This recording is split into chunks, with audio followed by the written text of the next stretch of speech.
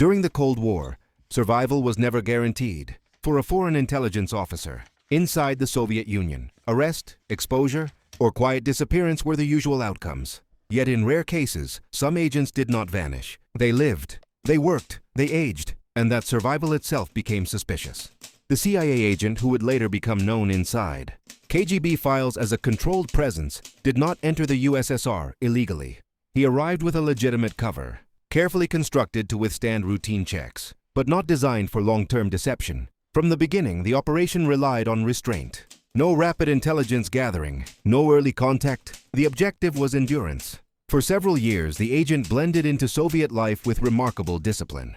He avoided attention, limited social exposure, and followed patterns that appeared consistent with his cover. On the surface, nothing was wrong. That was precisely the problem. The KGB did not expect perfection. Soviet counterintelligence was built on the assumption that real people made mistakes. They complained, adapted, and reacted emotionally under pressure. The agent did none of these things.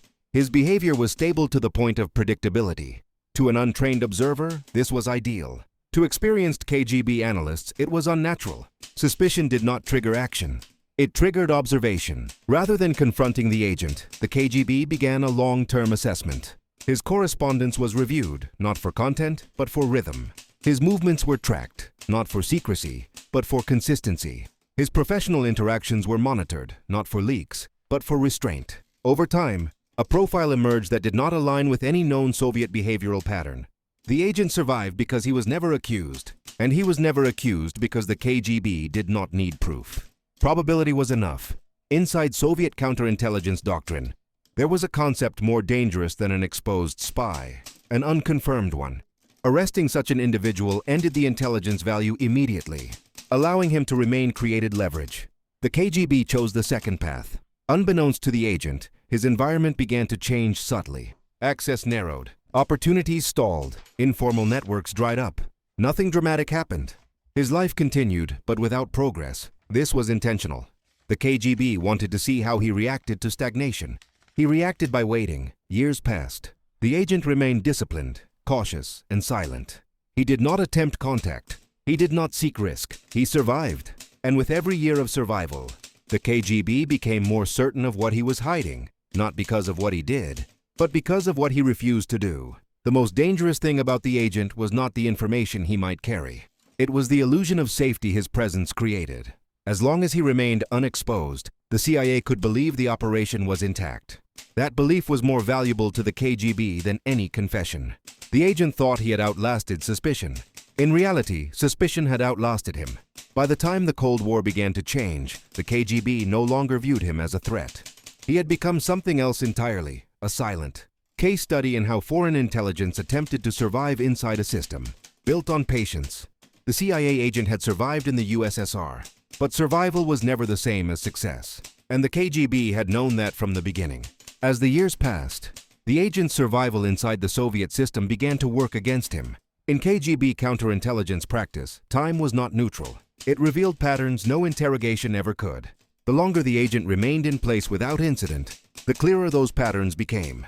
The KGB's assessment moved from suspicion to certainty without a single overt action. Analysts compared the agent's behavior to thousands of internal profiles. Soviet citizens adapted to pressure differently. They took risks, bent rules, sought informal solutions. The agent did none of these things. His discipline was constant, his caution unwavering. He behaved like someone, trained to avoid deviation rather than someone shaped by the system around him. This distinction mattered. Instead of accelerating exposure, the KGB expanded the observation. The agent's professional environment was adjusted with precision. Supervisors changed. Workflows shifted. Expectations became deliberately unclear. These disruptions were subtle, designed to provoke unscripted behavior. A genuine Soviet employee would react emotionally or pragmatically. The agent responded with patience and silence. That response confirmed everything. Internally, the case was reclassified. The agent was no longer treated as a potential threat. He became a controlled subject. From that moment, the objective changed. The KGB was no longer trying to stop an operation. It was trying to understand the intelligence culture that had produced him. The agent's survival strategy became his most revealing trait. He avoided social entanglements. He minimized conflict. He never complained openly. He accepted stagnation as a cost of safety. These behaviors aligned perfectly with CIA deep cover doctrine, but poorly with Soviet reality. In the USSR, stagnation bred risk-taking. Silence attracted attention. The KGB allowed the agent's life to continue unchanged. No arrest, no warning, no pressure that could be identified as counterintelligence. This was deliberate. Any confirmation of suspicion would validate the CIA's investment. Denial was more effective. From the outside, the agent appeared successful. He was alive. He was free. He was not exposed. For American intelligence, this absence of negative signals suggested operational survival. The KGB understood this assumption and used it. Internally, the agent was denied meaningful access. He was kept away from sensitive material, excluded from informal discussions, and passed over for advancement. Nothing about his position suggested failure, but nothing allowed success either. He existed inside the system without influencing it. Years turned into a decade. The agent aged. His cover became reality. His handlers, if they still existed, could not intervene without exposing him. The operation entered a state of suspension. The CIA could neither confirm success nor justify extraction. For the KGB, this outcome was optimal. The agent's continued presence served as a passive counterintelligence tool. It consumed foreign resources without yielding results. It provided insight into CIA patience thresholds. It demonstrated how long American intelligence would wait without confirmation. Most importantly, it proved that survival alone was not an indicator of success. In Soviet doctrine, an intelligence operation that could not adapt was already defeated. The agent believed that staying invisible was victory. The KGB understood that invisibility could be controlled. By the time global politics began to shift and the Cold War entered its final phase, the agent's value to both sides had changed. To the CIA, he was a long-term asset that had not failed. To the KGB, he was a resolved case that no longer required action. The most dangerous secret he carried was not information. It was the belief that he was still in control. As the Cold War moved toward its final decade, the agent's situation entered a phase that intelligence services rarely documented openly: quiet irrelevance.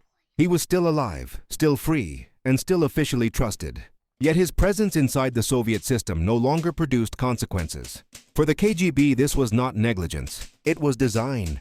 By this stage, Soviet counterintelligence had mapped the agent completely. Not his secrets, but his limits. Analysts understood what he would not do as clearly as what he might attempt. He would not improvise. He would not escalate. He would not seek unsanctioned contact. His behavior had become predictable, and predictability was the enemy of intelligence. The KGB now used the agent indirectly. His continued presence served as a signal channel. If the CIA believed he was still active, American analysts would continue to allocate attention, resources, and strategic patience to an operation that produced nothing. This was a form of passive containment. No confrontation was required. Time did the work. Inside the Soviet system, the agent's professional identity slowly dissolved. He remained employed but detached. Meetings stopped including him. Informal conversations avoided him without explanation. Decisions were made elsewhere. To outside observers, this looked like routine bureaucracy. To counterintelligence, it was isolation without accusation. The agent noticed the change but could not interpret it safely. Any reaction could expose him. Any attempt to regain relevance could be read as intent. His training told him to wait, so he waited. This waiting was precisely what the KGB anticipated. Soviet analysts believed that deep cover agents were trained to endure danger, but not emptiness. Isolation produced psychological pressure that could not be confronted openly. It forced the agent into a permanent defensive posture, incapable of initiative. As years passed, the agent's original mission lost meaning. The political environment that had justified his insertion began to change. Reforms altered institutional structures. Old hierarchies weakened. New uncertainties emerged. The system he had been trained to observe no longer existed in the same form. For the CIA, this created a dilemma. Extracting the agent carried risk and limited value. Leaving him in place preserved the illusion of continuity. The operation was no longer about intelligence collection. It was about not admitting failure. The KGB understood this psychological trap well. It had no interest in forcing a conclusion. Closure would benefit the CIA. Ambiguity favored the Soviet side. Internally, the case was archived as non-reactive. No active measures were required. The agent posed no operational threat. His value lay in what he represented. Proof that a foreign intelligence service could be neutralized without arrest, trial, or exposure. The most revealing aspect of the case was how little the agent changed. Decades passed, yet his behavior remained aligned with his original training. He adapted to Soviet life, but not to Soviet psychology. He survived, but did not evolve. For the KGB, this confirmed a core belief. Artificial identities decayed slowly, but inevitably. By the time the Cold War formally ended, the agent was no longer a factor in intelligence planning. He was a remnant of an earlier era, maintained out of inertia rather than necessity. His survival was no longer suspicious. It was irrelevant. What remained unresolved was not his guilt, but his awareness. The KGB had never told him what it knew. It had never needed to. Knowledge itself was the instrument. By withholding confirmation, Soviet counterintelligence denied the agent the one thing he needed: most certainty. The agent had entered the USSR believing survival was the measure of success. Years later, he had survived, but within boundaries he did not control. And the KGB had learned everything it needed to know without ever asking a question. By the time the political landscape of the Soviet Union began to shift, the agent's existence had become almost symbolic. He represented an intelligence operation that no longer moved forward but could not be ended without consequence. For the KGB, this limbo was preferable. For the agent, it was a slow erosion of purpose. Internally, Soviet counterintelligence adjusted its priorities. Resources were redirected toward emerging threats, institutional reforms, and the uncertainty of a changing state. Yet the agent's file remained active, not because he posed danger, but because he embodied a principle the KGB valued deeply: control through restraint. The KGB never needed to confront him. His lack of initiative, his refusal to take risks, and his acceptance of stagnation confirmed that he would never act independently. This made him safe to leave untouched. Any intervention could only increase his importance. Silence kept him small. The agent sensed the change in the air. Structures that had once been rigid began to loosen. Old procedures were questioned. New faces appeared in positions of authority. For a brief moment, this instability tempted him. Changing systems often created blind spots. Opportunities existed where rules were rewritten. But the agent did nothing. His training had prepared him for hostile environments, not transitional ones. Acting during uncertainty carried risks that could not be calculated. He remained still, waiting for instructions that never came. That hesitation sealed his fate more effectively than any mistake could have. For the KGB, this confirmed a final conclusion. The agent was no longer an intelligence asset. He was an artifact. His behavior was frozen in a doctrine that no longer applied. The CIA's original assumptions that patience and discipline guaranteed longevity had proven incomplete. Longevity without adaptation led to invisibility, and invisibility led to irrelevance. As the Soviet Union approached its collapse, files were reviewed, reorganized, and in some cases closed. The agent's file was neither destroyed nor escalated. It was downgraded. He was no longer categorized as a foreign intelligence threat. He was classified as a resolved anomaly. This decision reflected a broader reality. Intelligence operations outlived political systems, but not their logic. The world the agent had been sent to observe no longer existed. The structures he had learned to navigate were dissolving. His mission had ended without anyone announcing it. For the CIA, the absence of negative outcomes continued to suggest survival. No arrest, no trial, no public exposure. The operation appeared intact on paper, but paper did not reflect reality. The KGB had already moved on. The agent continued to live his life, unaware that his story had effectively concluded. He was free but irrelevant, trusted but excluded, alive but no longer useful to anyone. This quiet ending was intentional. The KGB understood that intelligence victories were not always visible. Some were achieved by allowing time to erase meaning. The agent's greatest risk had been action. By doing nothing, he removed himself from history. What remained was a final question. If the KGB knew what the agent was hiding, why had it never acted? The answer was simple. Acting would have acknowledged the agent's value. And by the end, he had none. When the Soviet Union collapsed, the world focused on visible endings. Flags were lowered, institutions dissolved, archives opened.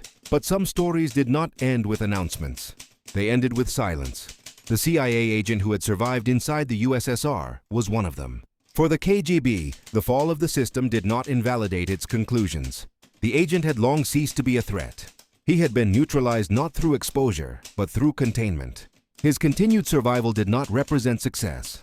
It represented closure without confrontation. As new political structures emerged, intelligence priorities shifted rapidly. Files were reviewed with a different question in mind: what still mattered? The agent's file remained intact, but its status was clear.